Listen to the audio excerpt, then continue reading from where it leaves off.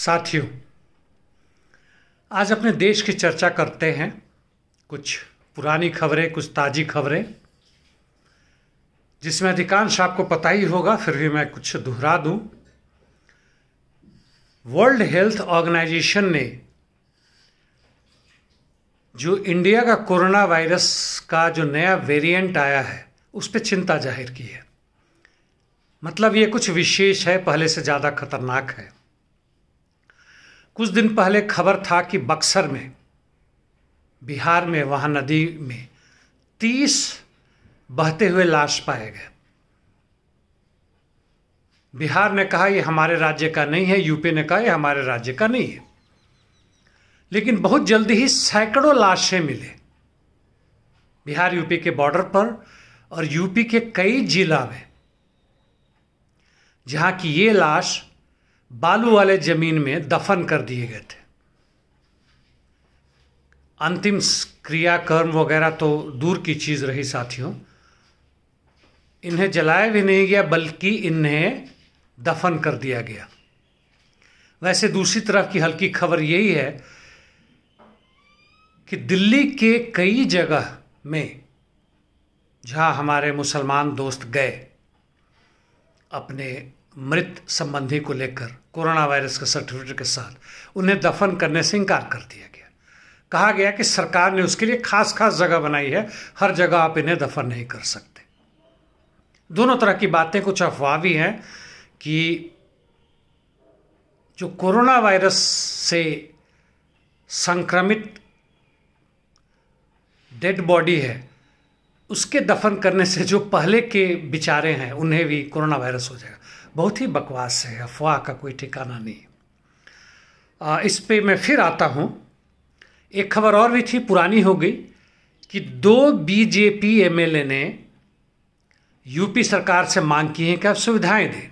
एक तो रो भी पड़े थे कि उनकी पत्नी को 3 घंटे तक हॉस्पिटल के अंदर जमीन पर लिटाया गया, बिना किसी सुविधा के, बिना भोजन पानी के। चलिए, जैसी करनी वैसी भरनी मैं नहीं कहूंगा, यह कायरों का उनकी भाषा है, हमारी नहीं। आप नास्तिक भले ही हो जाएं, अपने आप को क्रांतिकारी कहें, लेकिन नास्तिकता का असली मतलब यह है कि जो भौतिक परिस्थितियां हैं उसके हिसाब से काम करें।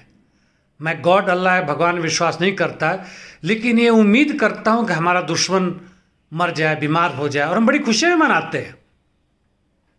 जब मार्गरेट थाचर मरी थी तो लाखों ब्रिटिश, जी हां, उन्होंने रैली निकाली, बियर पी, पार्टियां की।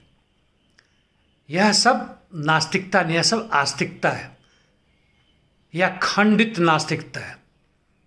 फिलॉसफिकली कहें तो यह मेटेरियलिज्म नहीं, आइडियलिज्म है। हम लोग इसके समर्थक नहीं हैं। तो ये खबरें हैं, कुछ और भी हैं। कल के खबर में यह है कि आपके शिक्षा मंत्री, माफ कीजिएगा, स्वास्थ्य मंत्री हर्षवर्धन ने कहा कि आप डार्क चॉकलेट खाएं, इससे जो आपका तनाव होता है उससे मुक्ति मिलेगी। ऑक्सीजन मिल नहीं रहा है, घर में खाने हैं नहीं, बेरोजगारी, ऐसा आलम कभी दिखा नहीं था। हर चीज़ों के दाम भयानक बढ़े हुए हैं, घर से निकल नहीं सकते, और अब डार्क चॉकलेट खाने की बात करते हैं। फ्रांस की उस महारानी की तरह बात करते हैं कि लोगों को ब्रेड नहीं मिलता है तो केक क्यों नहीं खाते हैं। हम मूर्ख हो ना हो, आप समझदार कहीं से नहीं है।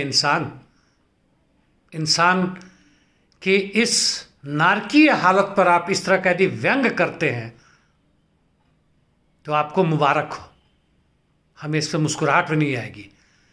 इसी में एक और खबर था कि उत्तराखंड के भूतपूर्व मुख्यमंत्री ने, जी हां, जो आज के मुख्यमंत्री, उन्होंने कहा था कि गंगा नदी में नहाने से कोरोना वायरस नहीं होता है। कुछ और लोगों ने कहा कि गाय का मूत्र और गोबर का लेप लगाने से कोरोना वायरस नहीं होगा। करें आप, मर्जी आपकी है। खैर, भूतपूर्व मुख्यमंत्री ने यह कहा कि कोरोना वायरस को भी जीने का अधिकार है। पता नहीं, मजाक था तो बहुत ही भद्दा मजाक था। और इन तथाकथित ये जो भी लोग हैं, इनका चाहे मजाक हो चाहे व्यंग हो, यह कुल का कुल मिलाकर मूर्खों की मूर्खता बढ़ा रहे हैं और कुछ नहीं कर रहे हैं। एक खबर और था, पीएम केयर्स का इस्तेमाल हो रहा है, उसमें जो फंड था उसका इस्तेमाल हो रहा है और सैकड़ों वेंटिलेटर्स, ऑक्सीजन सिलेंडर्स वगैरह वगैरह गए। इसमें से अधिकांश इक्विपमेंट जो है वह घटिया स्तर के पाए गए, अनसर्विसेबल है, काम में आने लायक नहीं है। चलिए, अंतिम खबर जो मैं देना चाहता हूं, खबरें तो बहुत है, कि कोविशील्ड जो पहले 4 से 6 हफ्ते में लेने की बात की जा रही थी, अब वो 8 से 12 हफ्ते में लेने की बात की जा रही है। और हर जगह यह प्रचार किया जा रहा है कि नहीं, अब नए खोज के हिसाब से अब दूरी बढ़ाइए। वैसे हमें पता है कि जितने भी टीका हैं, वैक्सीनेशन है कोरोना वायरस के खिलाफ में, कोविड-19 के खिलाफ में, वह भारत में जरूरत के हिसाब से बहुत कम है। चलिए साथियों, मैं इन खबरों से आपको बोर नहीं करना चाहता हूं, और मेरा जो यह शुरुआती है आपसे संवाद का YouTube के माध्यम से, उसमें आप तक खबर पहुंचाना नहीं है, खबर का विश्लेषण जरूर करूंगा। और इसमें कल जो मैंने देखा NDTV पे प्राइम टाइम्स में, रवीश कुमार जो आते हैं, बहुत समय के बाद आए, शायद बीमार थे या जो भी था, वह जो खबर देते हैं और खबर का विश्लेषण करते हैं, आजकल बहुत ही एग्रेसिव हैं।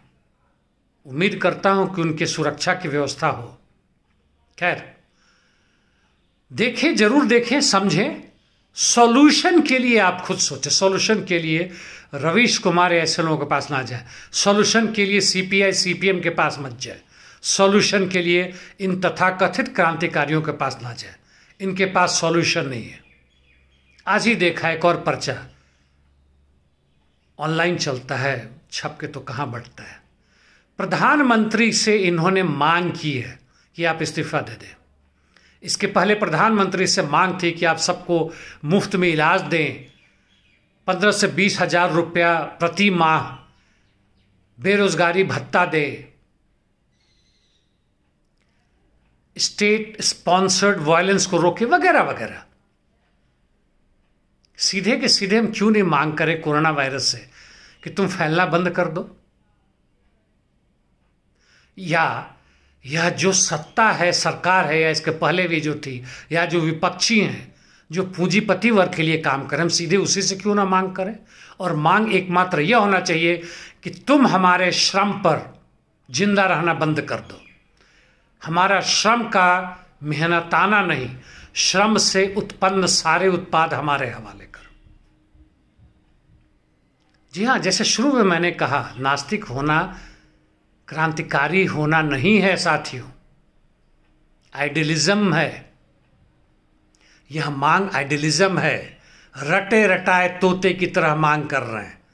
और जब पर्चा लिखने बैठता है कोई ग्रुप, कोई पार्टी, कोई संगठन, तो और कौन कौन सा मांग जोड़े बताओ। लंबा ना हो जाए इसलिए छोटा करते, नहीं तो इनके मौका मिले तो किताब ही लिख दे मांगों पर। महिलाओं पर अत्याचार बंद करो, आदिवासियों को लूटना बंद करो, जाति प्रथा खत्म करो। अरे यार, किसको मूर्ख बना रहे हो? छोड़ो ये सब बातें। मेरी तो एक ही मांग है कि तुम मांग करना बंद करो यार। यदि हो सके उस क्रांतिकारी विचारधारा को समझाओ। जो मेहनतकश आवाम है, मजदूर हैं, मजदूर के रूप में किसान, और किसान के रूप में जो मजदूर हैं, जी हाँ, छोटे मोटे किसान मजदूर ही हैं, खेती के समय अपने खेतों में काम करते हैं, जब खेती का टाइम नहीं होता है तो अगल बगल या दूर दराजे में भी जाके कुछ काम करते हैं अनऑर्गेनाइज सेक्टर में, 5,000, 10,000, 20,000 रुपये महीना कमाते हैं ताकि अपने परिवार का जो इनकम है उसे बढ़ा सके। वापस आओ दोस्तों, वापस आओ उस क्रांतिकारी विचारधारा जिसके तहत हम एकजुट हो सके,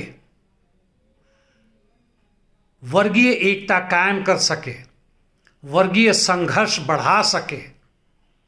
वर्गीय एकता नहीं, वर्गीय प्रेम नहीं, और वर्गीय संघर्ष का एकमात्र एक ही लक्ष्य है, इस सत्ता को हस्तगत करना, सत्ता के पुराने स्तंभों को हटाकर हमारे अपने नए स्तंभ बनाना और एक ऐसे समाज का निर्माण करना जहां शोषण ना हो, जहां एक की मेहनत पे दूसरा परजीवी जी ना सके।